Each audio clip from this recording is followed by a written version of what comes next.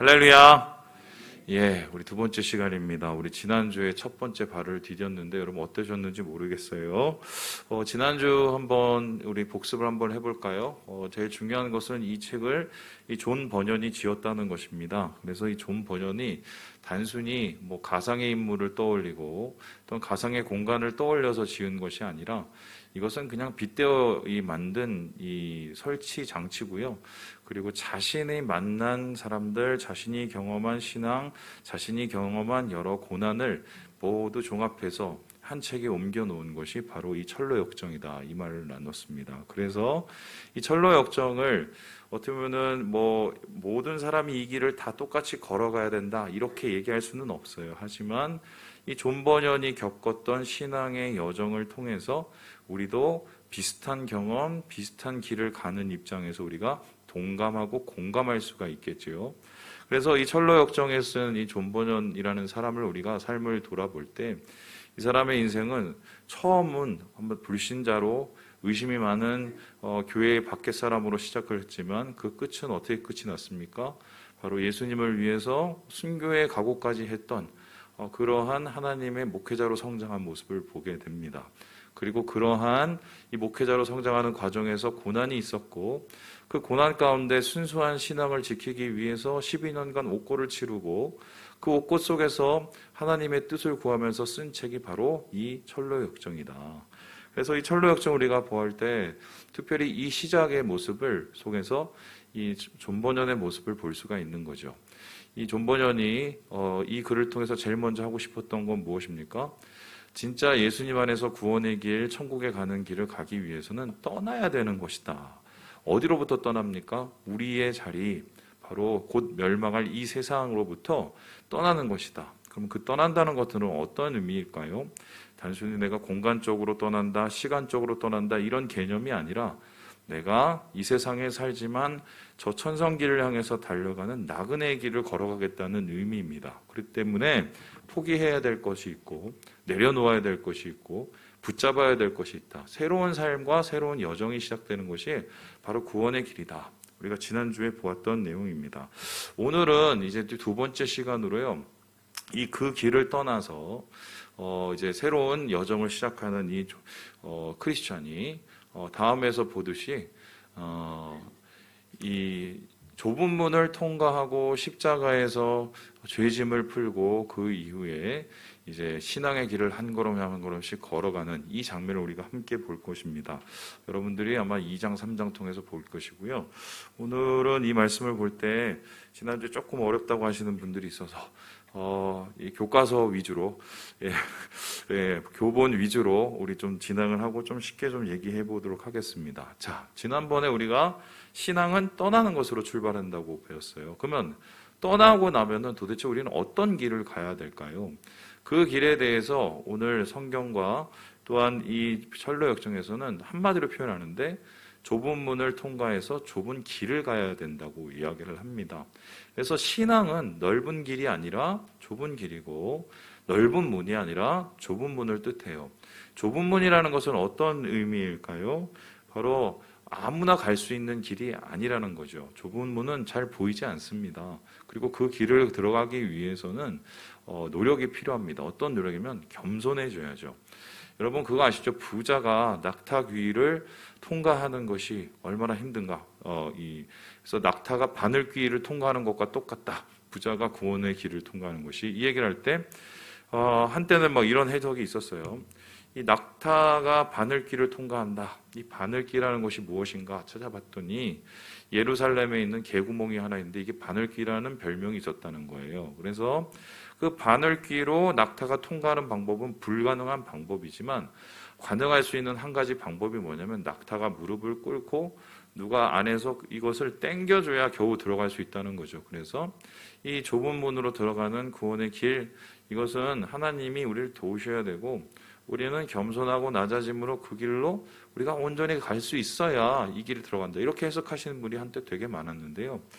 오늘 우리가 보았던 오늘 이 천성으로 가는 이 철로역정 역시 이 좁은 길을 발견하고 좁은 문으로 걸어가는 이 크리스찬의 모습이 그려지고 있습니다. 자, 그렇다면은 이 좁은 문 좁은 길로 가는 크리스찬의 모습을 통해서 우리에게 던지는 메시지는 무엇일까요? 저는 이제 2장과 3장을 정리하다가 한 3가지 포인트를 한번 잡아봤어요. 우리 같이 한번 읽어보도록 하죠. 시작! 이 길밖에 없다. 어떻게 된다고요? 이 길밖에 없다. 그러니까 이 길밖에 없다는 것은 다른 방법으로 천국에 갈 수 있는 방법이 있다 없다? 없다는 거예요. 실제적으로 이 말씀이 여러분 살펴보는 철로역정에 이렇게 줄이 그어지면서 조그맣게 있었을 텐데요. 우리가 오늘 살펴본 이 마태복음 7장 말씀입니다. 우리 같이 한번 읽어보죠. 시작. 좁은 문으로 들어가라. 멸망으로 인도하는 문은 크고 그 길이 넓어 그리로 들어가는 자가 많고 생명으로 인도하는 문은 좁고 길이 협착하여 찾는 자가 적음이라. 이 멸망의 성을 이제 떠난 이 크리스천에게 이 전도자가 나서 이 길을 가라라고 했어요. 그 길을 쫓아갔더니 거기에 좁은 문이 보이는 겁니다. 그래서 그 좁은 문을 딱 열었더니 급하게 그 좁은 문 안에 있는 선의 가스윌이죠, 굿윌이라는 사람이 갑자기 크리스천을 탁 끌어들여요. 그런데 그때 어떤 일이 있느냐? 끌어들일 때 다다닥 이러면서 화살이 꽂힙니다. 이 소리는 뭐냐면 바알세불이라고 하죠. 사단이 이 문을 통과하지 못하게 하기 위해서 그토록 방해가 심하다. 왜냐하면은 이 문을 통과하는 것은 곧 구원을 의미하는 거고 자기의 백성이 아니라 하나님의 백성이 될 수 있는 길이기 때문이라고 얘기하는데요. 그리고 나서 이 좁은 문에 통과했을 때 그 좁은 문을 지키는 선의라는 문지기가 앞으로 어떤 길을 걸어가야 천국에 이르는지를 가르쳐 줍니다. 그래서 그 천국을 이렇게 설명하는데요. 우리 같이 한번 읽어볼까요? 시작. 저기 앞에 좁은 길이 보이십니까? 저 길이 바로 당신이 가야 할 길입니다. 옛 성도들과 선지자들 그리고 그리스도와 그분의 제자들이 만든 길이지요. 마치 자로 그은 듯 똑바른 길이랍니다. 옳은 길과 그릇된 길을 쉽게 구별할 수 있지요. 곱고 좁은 길만이 옳은 길입니다. 그러니 꼭 저 길로 가셔야 합니다. 저 옆에 보면은 저게 뭐냐면요. 이 존 버년이 살고 있는 동네에 교회 그 종탑이었어요. 아마 그 좁은 문을 저것을 모델로 삼아서 만들지 않았을까. 저기에서 보면 들어가는 문이 굉장히 좁고 그 문으로 들어가는 것이 곧 교회와 또 교회를 통한 주님의 천국으로 들어가는 길이라고 아마 생각을 했을 것 같습니다. 그런데 이 좁은 문을 지키는 선의라는 사람이 앞으로 갈 길을 제시한 것은 좁은 길이었는데요. 좁은 길은 좁습니다. 한 사람이 겨우 갈 수 있는 길이었지요. 그런데 반대로 이 좁은 길은 곧습니다. 뭐예요? 똑바른 길이에요. 그러니까 길을 찾기가 어렵지가 않은 게 좁지만 일직선으로 가는 길이라 그 길만 계속 쭉 따라가면 된다는 것입니다. 근데 가다 보면은 다른 길이 나와요, 안 나와요? 나올 수 있다는 거예요. 그 길은 다 하나같이 어떻습니까? 큰 길이고 돌아가는 길이에요. 그래서 사람들 생각에는 좀 돌아가도 다시 뭐 정상으로 가면 되지 않냐, 서울만 가면 되지 않냐 이렇게 생각하는데 크리스찬에 가는 길에 수없이 그 길로 가는 사람들이 많았지만 그 큰 길로 가서 다시 돌아오는 사람이 아무도 없었다는 것입니다. 결국 구원을 받지 못했다는 것이죠. 이 대표적으로 이 모습을 보면 다음과 같은데요. 이 좁은 문에 들어갔었을 때 이 크리스찬을 붙잡아서 이 길로 가라라고 얘기한 다음에 크리스찬이 걸어가는데요. 걸어가다 보니까 그 좁은 문으로 통과하지 않고 담을 넘어선 사람들이 있는 거예요. 그 담을 넘은 사람 이름이 뭐냐면 허례와 위선이라는 사람이었습니다. 그래서 크리스찬이 화를 냅니다. 아니 나는 힘들게 여기 좁은 문으로 왔는데 좁은 길 걸어가는데 왜 당신은 담을 넘어옵니까? 그랬더니 그 사람들 입장이 뭐가 낀 놈이 더 화낸다고요? 아니 뭐 어쨌든 가면 되는데 뭔 상관입니까? 이렇게 막 따지기 시작을 하죠. 그런데 그들과 함께 길을 걸으면서 불쾌한 길을 가다가 결국 어디서 판가름이 났나요? 공고의 산으로 올라가는 길이 보여요. 높은 길이죠. 험난한 길이죠. 곧은 길입니다. 그래서 이 길을 가는 게 상당히 부담스러워요. 하지만 전도자가 얘기했던 똑바른 길이란 말이에요. 그래서 이 크리스찬은 그 길로 걸어가기로 작정을 합니다. 하지만 허례와 위선이라는 사람은 어떻습니까? 그 길이 마음에 들지가 않는 거죠. 어차피 좁은 문도 마음에 안 들었기 때문에 좁은 길을 걷고 싶은 마음이 없었던 거예요. 그러니까 어떻게 해요? 큰 길로 갑니다. 큰 길로. 그러다가 나중에 다 떨어져서 죽어요. 이게 어떤 것을 의미한다고 여러분 생각을 합니까? 신앙생활을 할 때 특별히 제대로 좁은 문 통과하지 않으신 분들이 있어요. 제대로 좁은 문 통과하지 않은 분들은 어떤 분이냐면은 예수님의 십자가의 은혜를 제대로 맛보지 못한 분들입니다. 목사님 어떻게 예수 그리스도의 십자가 은혜를 맛보지 못했는데 교회를 다닐 수 있습니까? 교회를 다닐 수가 있어요. 제가 이거를 정말 경험을 했는데, 제가 미국에 갔었을 때 이제 뭐 교회가 한 120명 정도 됐나요? 미국에서는 그 정도면 좀 큰 교회거든요. 근데 어느 날 목사님이 저한테 그런 얘기를 하시더라고요. 미국의 교인을 모두 교인으로 보면 안 된다고 그러시는 거예요. 그래서 무슨 소리세요? 그랬더니 진짜 born again, 하나님 안에서 거듭나서 교회를 나오시는 교인은 전체 교인의 절반도 채 되지가 않는데요. 그러면은 나머지 사람들은 어떻게 교회를 나오냐? 1번, 교회 가니까 한국밥 주더라. 밥 먹으러 옵니다. 교회 가니까 당장 정착을 해야 되는데 어떻게 해요? 정착하는데 비즈니스가 잘 안 돼요. 교회 가면은 다 연결해 주니까 직업까지로 오는 거예요. 그리고 자기가 사는 이 공간에서는 뭐 천대받거나 인종차별을 받잖아요. 교회 오면은 어떻게 해요? 내가 사회에서 뭐 하던 사람, 서울에서 뭐 하던 사람 대우를 받잖아요. 대우 받으려고 또 교회 오시는 분들이 있고, 한마디로 교회와 사회가 구분이 되지 않는 거예요. 그 말씀을 듣고 제가 3년 동안 경험한 바로는 그게요, 진짜 사실이고요. 그런데 그런 사실이 나중에 언제 다 드러나느냐? 고난이 오면 다 드러납니다. 공고의 산을 올라가야 되는데 이게 좁은 길, 바른 길 맞는데 올라가기 싫잖아요. 대부분 담 넘어서 그냥 좁은 문 통과하지 않고 십자가의 그 은혜 안에서 자기가 완전히 엎드려지지 않으신 분들은요, 그 길을 안 가요. 편한 길 갑니다. 그러면서 하고 싶은 거 다 합니다. 그리고 예수 믿는다고 합니다. 그런데 그런 분들의 끝이 결국은 다 안 좋아요. 제가 그걸 미국에서 경험을 했거든요. 그러고 나서 한국을 왔어요. 한국은 설마 그렇지 않겠지. 지금 제가 미국에서 갔다 온 지가 2006년에 가서 2008년인가 9년에 왔는데 거의 지금은 10여 년이 넘었거든요. 그때 미국 교회 모습하고 상당히 비슷해지고 있습니다. 교회 안에 진짜 거듭난 사람, 교회 안에 진짜 좁은 문을 통과한 사람, 교회 안에 진짜 좁은 길로 걸어가고 있는 사람이 몇이나 되는지 모르겠어요. 그게 구원받은 증거인데. 그래서 이에 대해서 하종환 목사님이요, 이 좁은 길에 대한 이야기를 이렇게 이야기하고 있습니다. 우리 같이 한번 읽어볼까요? 시작. 신앙은 왜 좁은 길입니까? 가장 큰 이유는 지금까지 자기 연민에 빠진 채 살아왔기 때문입니다. 우리는 오랜 시간 세상을 사랑하며 살아왔습니다. 방종과 탐식, 탐욕의 삶을 살았습니다. 그래서 진정한 자아를 찾는 데 필요한 것은 바로 절제와 인내입니다. 이것은 쉽지 않습니다. 하지만 이 길을 걸어가야 합니다. 그 방법밖에 없기 때문입니다. 그런 겁니다. 세상에서 뭐 이것저것 하면서 하고 싶은 거 다 하고 살았죠. 먹고 싶은 거 먹고, 뭐 입고 싶은 거 입고, 욕하고 싶은 대로 다 욕하고, 승질내고 싶은 대로 다 승질내고, 그리고 남의 거 뺏고 싶은 대로 다 뺏고, 이런 삶을 살았습니다. 내가 주인 된 삶, 이 죄의 노예가 된 삶이죠. 그런데 주님 안에서 내가 새로운 삶을 산다는 것은 어떻게 해요?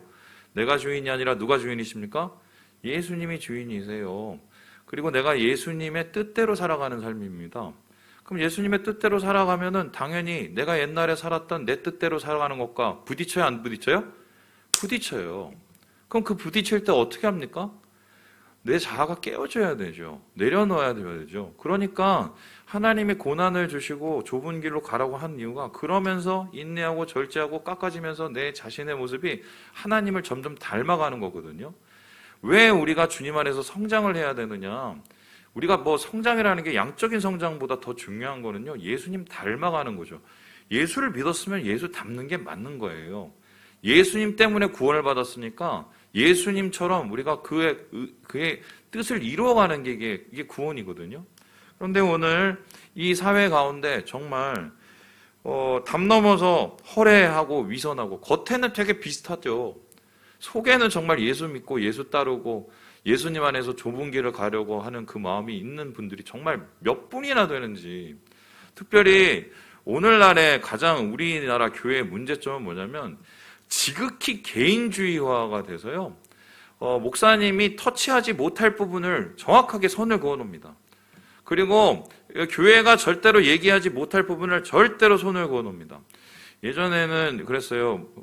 교회에 슬리퍼 질질 끌고 모자 쓰고 오면 목사님이 야, 너 모자 벗고 와, 슬리퍼 벗고 와 이랬어요. 저는 모자도 쓰고 슬리퍼도 신고 교회 올 수 있다고 생각을 해요. 근데 그때 목사님들이 그런 건 하나님 앞에서 예배드리는 모습을 가르치려고 했죠. 그런데 지금은 우리가 그런 것 때문에 얘기를 하지는 않지만 쉽게 설명하면 죄 짓고 앉았어요. 이거 하나님 뜻이 아니에요. 거기에 대해서 뭐라고 얘기를 하면 어떻게 반응을 하냐. 이거는 내 삶이니까 건들지 마세요. 내 개인적인 삶이에요. 그럼 개인적인 삶이 따로 있고 신앙의 모습이 따로 있고 교회에서 모습이 따로 있고 세상 나가서 모습이 따로 있고 우리가 무슨 두 얼굴 가진 헐크도 아니고 말이죠. 이거는 바로 넓은 길 가는 거죠. 그래서 하나님 안에서 우리가 이 좁은 길을 찾는다는 것은 곧 우리가 구원받았다는 그 열매예요. 증거예요. 오늘 크리스천은 이 좁은 길을 쭉 따라가기 때문에 그 좁은 길 안에서 천국으로 가는 소망을 얻게 된다는 것이죠. 두 번째로 오늘 이 2상 3장에서 나오는 이 좁은 길 좁은 문이라는 것은 어떤 의미일까요? 우리 같이 한번 읽어보겠습니다. 시작. 물러서지 마라. 이 길밖에 없어요. 그리고 이 길밖에 없고 이 길로 가기로 작정을 했으면 계속 쭉 가야 된다는 거예요. 우리 함께 히브리서 10장 말씀을 읽어보겠습니다. 시작.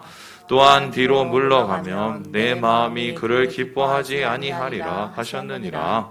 우리는 뒤로 물러가 멸망할 자가 아니요 오직 영혼을 구원함에 이르는 믿음을 가진 자니라.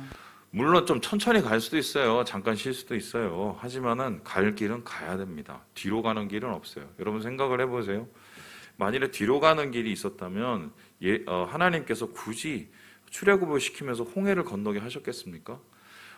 이 이스라엘로 가는 애굽에서 이스라엘로 가는 지도를 쫙 보면은요 해안가로 쭉 가면 제일 빨라요. 근데 하나님께서 그 길로 가게 하셨어요? 안 가게 하셨어요? 못 가게 하셨어요. 그리고 전혀 쓸데없이 밑으로 내려가게 해서 바다를 건너게 하셨어요. 이게 뭘 가르치시려는가요? 한 번 가면 끝이에요. 돌아오지 말라는 거죠. 근데 이스라엘이 광야에서 왜 그토록 40년 동안 헤맸습니까? 계속 머릿속에서 돌아갈 생각만 했기 때문이에요. 거기서 고생한 건 생각은 안 하고 거기서 내가 고기 구워 먹던 것만 생각을 한 거죠. 뭐 한번 1000번에 한번 구워 먹겠죠. 그거 생각만 하고 돌아가겠다는 생각을 하는 거죠. 바로 이러한 것은 주님 안에서의 좁은 문 좁은 길 제대로 가는 신앙의 길이 아니라는 건데요. 이 크리스천이 막 가다가 이 십자가를 만났어요. 십자가에서 자기의 짐을 벗고 또한 자기의 이 누더기 같은 옷을 벗고 새 옷을 입고 주님의 존귀하심을 받아서 이제 제대로 된 길을 걸어가고 있는데 첫 번째 만난 사람들이 누구냐면 바로 이 사람들이에요. 이제 여러분 이제 나중에 필그림 하우스 가보면 이게 동상들이 있는데요. 이 사람들 이름이 뭐냐면요. 단순, 나태, 거만입니다.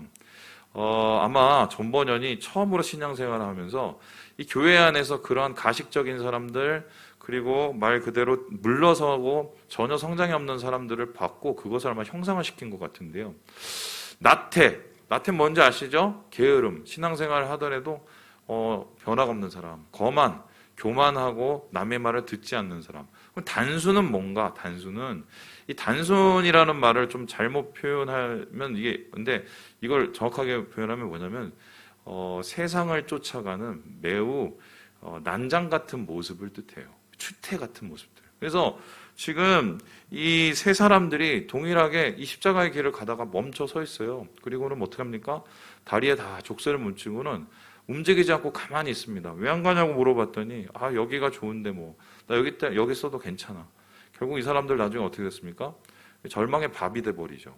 여기서 끝나지 않죠. 그 후에 크리스찬이 계속 걸어가다 보니까 이런 사람들을 만나는데요.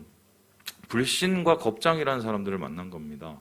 이 불신과 겁장이가 막 자기한테 뛰어오는 거예요. 왜 뛰어옵니까? 라고 물어봤더니 그 사람들이 이 길로 가면 다 죽어 그러는 거예요. 왜 다 죽어요? 그랬더니 저기 가면은 미궁이라는 아름다운 성이 있는데 그 성 앞에 사자가 있다는 거예요. 사자가 있는데 그 사자 2마리를 통과를 못하고 나의 뼈를 다 으스러버리기 때문에 난 이 길 못 갔겠다는 겁니다. 그래서 나 다시 돌아가겠다고 하면서 돌아가 버려요. 이 사람들도 나중에 다 떨어져서 죽어요.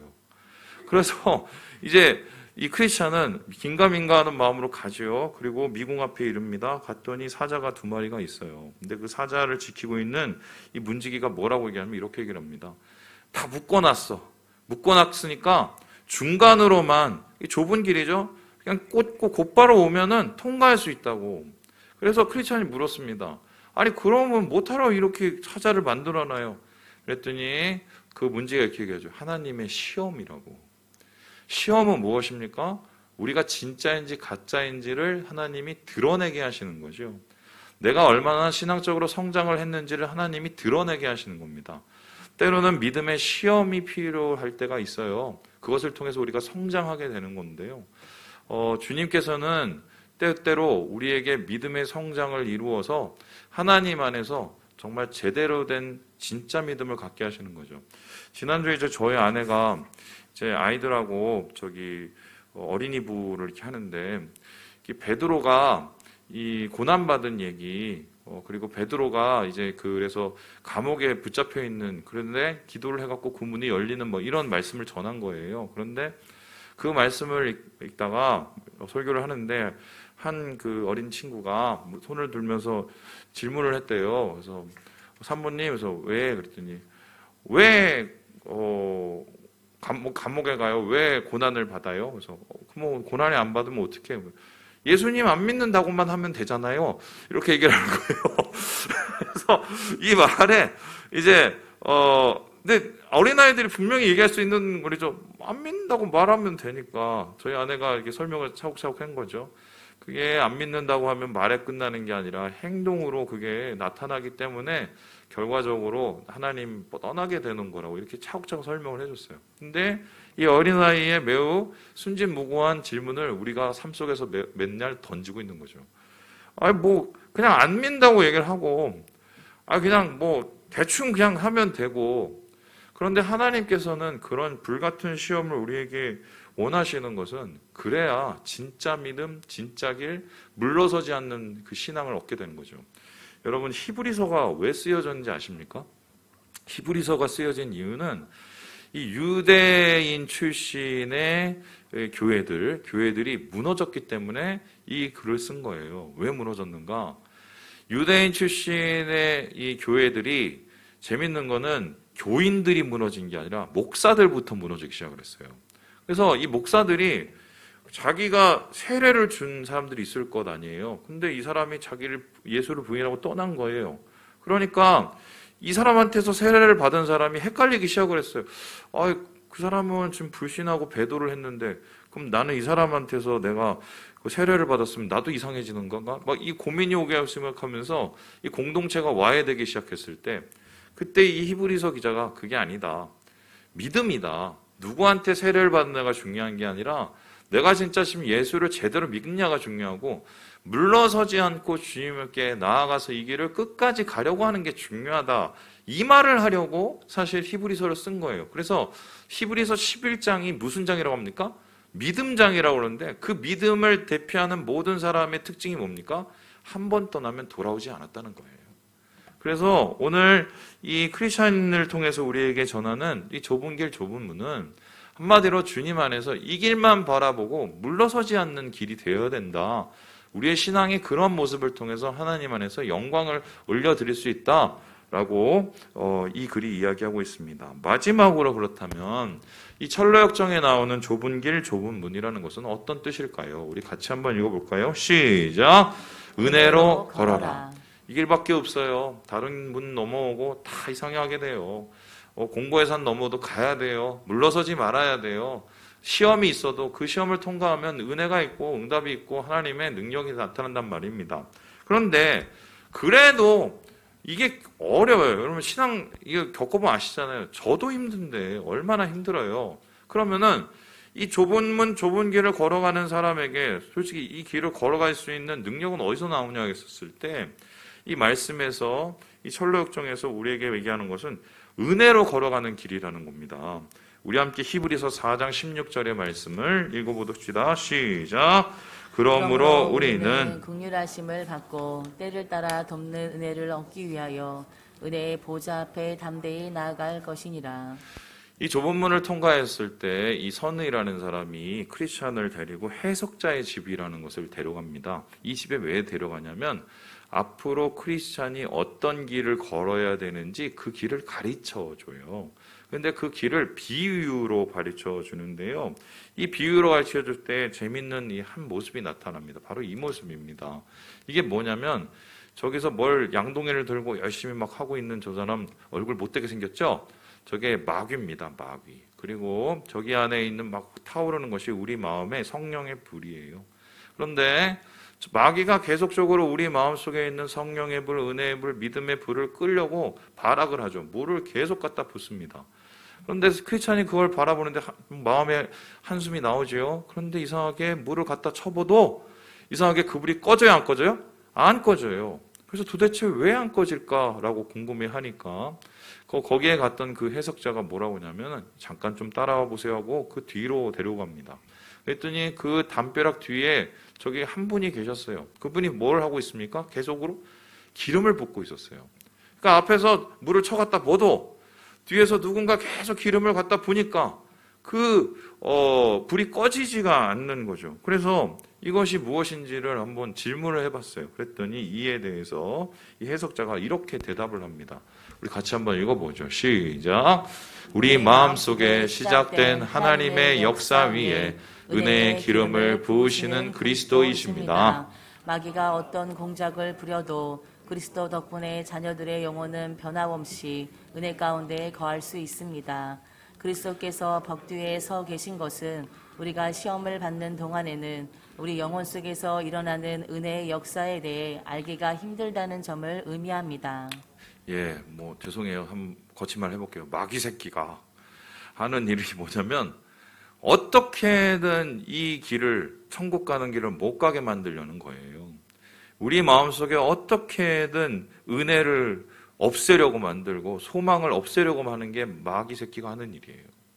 그러니까 우리가 넋놓고 가만히 있다가는 사실 모두가 다 쓰러질 수밖에 없는 사람입니다. 여러분 쓰러진 경험들 다 있어요. 단순하고 거만하고 나태하고 또한 누구에 대해서 질투하고 시기하고 또 정욕에 무너지고 우리 그런 존재들이잖아요. 사탄은 아마 그런 우리의 약점을 너무 잘 알기 때문에 거기다 대고 아예 물을 갖다 붓고 정말 온갖 나쁜 짓은 다 하지요. 그럼에도 불구하고 우리가 꺼지지 않는 이 길을 걸어갈 수 있는 이유는 뭡니까? 예수님께서 계속적으로 우리에게 은혜를 부으시기 때문이에요.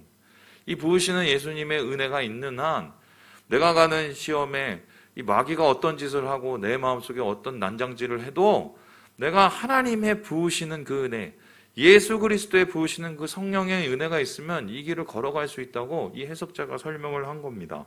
그리고 나서는 해석자가 다음에 방을 들어가요. 그런데 그 방에는 지금 이렇게 은혜의 물이 활활 타오르는 이것과 전혀 반대의 모습이 나타납니다. 바로 그게 누구냐면요. 이 철창 안에 갇힌 타락자였어요. 이 사람이요. 이 철장 안에 갇혀서 저렇게 완전히 넋놓고 가만히 앉아 있는 겁니다. 그래서 크리스천이 가고 물었어요. 당신 왜 여기서 이러고 있습니까? 라고 물었더니 이 사람이 이렇게 얘기를 해요. 제가 한번 읽어볼게요. 저도 한때는 누구나 인정하는 훌륭한 신앙인이었지요. 예전에는 천성에 갈 자격이 충분하다고 자부했습니다.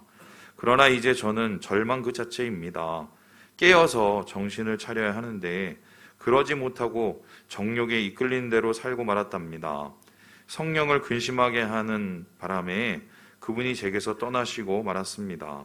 이제 제 마음은 너무 강박해져서 회개조차 못할 지경에 이르렀습니다. 한마디로 이 길을 가다가 중간에 멈춰버리고 완전히 무너져버린 사람이었어요. 타락한 신앙인이죠. 어떻게 이게 가능했을까? 하나님이 계속 은혜를 부어주시는데 그러면 사탄이 물을 갖다 부어도 이겨야 되는데 왜 이 사람은 이렇게 타락을 해버리고 여기에 뭉쳐서 완전히 죽음의 골짜기에서 떠나지 못하고 있을까? 여기 이 사람의 이야기를 보면 한 가지 중요한 게 있습니다. 뭐예요? 은혜 받을 것을 스스로 거부하고 있다는 거예요. 아무리 하나님께서 은혜를 갖다 부으셔도 내 마음의 뚜껑을 이렇게 딱 닫아버리면은 하나님이 아무리 부어줘도 우리를 채울 수가 없어요. 그 은혜를 막는 이 채우기 못하는 게 뭐였습니까? 사람 따라 다 달라요. 어떤 사람은 미움이고 어떤 사람은 분노고 어떤 사람은 허영이고 어떤 사람은 또 자기 자랑이고 어떤 사람은 정말 무자비함이고 다 다릅니다. 중요한 것은 이 모든 은혜를 가로막는 것에 공통점이 있어요. 내가 하고 싶은 대로 하는 나의 정욕이에요. 이 정욕을 이겨내지 못하면 어떻게 되느냐? 하나님을 근심하게 합니다. 성령님이 우리에게서 역사하지 못하게 만들어요. 그러면 어떻게 됩니까? 이러한 이 신앙의 타락의 최악의 상황은 뭐예요? 회개하고 돌이키지 못하는 거예요. 지금이라도 회개하고 돌이키면 하나님 앞에 올 수 있는데 그 마음조차 없는 겁니다. 여러분, 오늘 이 새벽에 우리 사울에 대한 말씀을 한번 보았을 겁니다. 이 사울의 이야기를 보면서 여러분 어떤 생각을 하셨나요? 아유, 그놈은 그래도 그놈은 그래도 그냥 버림을 받을 만했어. 이런 생각 하셨나요?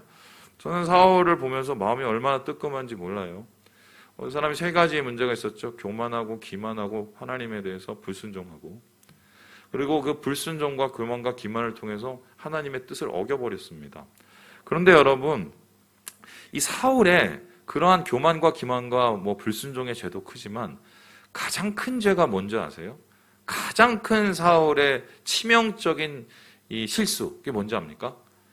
회개를 안 했다는 거예요. 회개할 수 있는 게 은혜거든요. 어떨 때 우리가 회개할 수 있습니까? 내 마음이 우울해져요. 내 마음이 절망에 가득 차요. 내 마음이 미움에 가득 차요. 그때 내 마음을 내가 다스리지 못할 때 하나님 앞에 나아가서 절망 속에 있는 나, 미움 속에 있는 나, 내가 해결하지 못한 이 여러 가지 세상의 불 속에 있는 나를 엎드리고 내려놔야 하나님이 나의 마음의 문을 열고 채우실 수가 있는 거예요. 사단이 갖다 물을 쳐발라도 주님이 은혜의 불길을 부으셔서 그 기름으로 다시 마음이 살아나게 되는 거죠. 이 이야기가 과연 이 존 버넌에게서 어떤 것을 뽑아냈을까? 제가 한번 오늘 되게 고민을 해봤는데 책을 읽다가 아마 이것이 아닐까라는 생각이 들었어요. 이게 어디냐면 이제 존 버넌이 옥중에 있을 텐데 저기가 되게 멋있게 이렇게 해놓은 거지 완전히 지옥 감옥이었거든요. 앞에서 보는 그런 감옥이에요. 근데 이 존 버넌이 이곳에서 12년 동안 옥에 갇혀 있으면서 그가 항상 은혜로웠을까요? 아니면 절망이 그에게도 찾아왔을까요? 절망이 그에게도 찾아왔어요. 그리고 이 존 버넌은요, 기본적으로 좀 우울질이에요. 우울한 사람이에요. 그래서 몇 번을 우울한 감정 속에서 휘말리고 이 불확실한 마음속에 회의가 막 밀려온 거예요. 나 이러다 죽는 거 아니야? 끝나는 거 아니야? 두려움이 온 거죠. 근데 그 두려움 속에서 이 사람이 어떻게 이겼느냐? 이 피터 모든이라는 사람은 그의 글을 인용하고 그의 글을 요약하면서 이렇게 얘기를 했어요. 제가 한번 읽어볼게요. 존 버넌은 두려움과 씨름하면서 하나님께 위안을 얻고 싶었다. 하지만 확신의 문제로 씨름해야 했다. 하나님의 것들이 내 영혼을 피해 숨겨져 있는 것 같은 느낌이 들었다. 삭막한 감옥에서 다시 회의와 불확실한 마음이 되살아나 괴롭히는 듯 했다. 그러나 이러한 우울이 전보다 빨리 지나갔다. 왜일까요? 그는 첫째로 성경, 둘째로 기도로 힘을 얻었다. 그러니까 어떻게든 은혜의 보좌로 나아가기 위해서 내 마음이 다치지 않아서 몸부림을 친 겁니다. 주님께 나아가는 자, 그의게로 나아가는 자에게 상 주시는 이심을 믿는 자에게 하나님이 은혜를 왜 안 부어주시겠어요? 이 크리스찬도 중간에 실수도 하고 넘어지고 자빠지기도 하고 잠도 자고 또 이 괴로움을 많이 당했지만 거기에서 결국은 하나님이 계속적으로 그를 붙잡아 주시거든요. 그의 마음이 다치지 않았기 때문이에요. 그래서 오늘 저는 이 말씀으로 오늘 이야기를 좀 마치고 싶은데요. 우리 같이 한번 빌립보서 말씀을 읽고 마무리해 보겠습니다. 시작! 너희 안에서 착한 일을 시작하신 이가 그리스도의 예수의 날까지 이루실 줄을 우리는 확신하노라. 다시 한번 읽어보죠. 시작! 너희 안에서 착한 일을 시작하신 이가 그리스도 예수의 날까지 이루실 줄을 우리는 확신하노라. 우리의 마음이 열려만 있다면, 우리의 다친 가슴을 하나님 앞에 붙잡고 나아가기만 한다면 하나님이 행하실 그 착한 일을 반드시 이루어 주신다고 약속하셨어요. 여러분, 다윗을 기억하시죠? 사울은 안 됐는데 다윗이 된 이유가 뭡니까? 다윗이 사울보다 죄를 덜 져서요? 아니에요. 다윗이 하나님 앞에 큰 죄를 졌을 때 다윗이 한 기도 하나 때문이었어요. 주님, 주의 성령을 내게서 거두지 마시고 그 구원의 기쁨을 내게 허락해 주시고 회복시켜 주시고, 이 기도 하나 때문에 그가 살아난 거예요. 그의 꺼져가는 심령의 불길을 주님께서 다시 성령으로 기름 부으실 수 있도록 이러한 열린 기도가 그를 다시 살린 거 아니겠습니까? 지금 우리 조국 대한민국 한국교회가 바로 이것이 필요할 때다. 주님은 우리를 불쌍히 여기시고 기름을 부으시려고 하는데 우리의 마음은 정말 열려 있는가? 우리 한번 오늘 다시 한번 바라보시고 주님 안에서 마음을 여시고 성령의 불, 위로의 불, 은혜의 불, 기도의 불을 다시 태우시는 우리 사랑하는 형제 자매들 되시길 주님의 이름으로 축원합니다. 기도하겠습니다.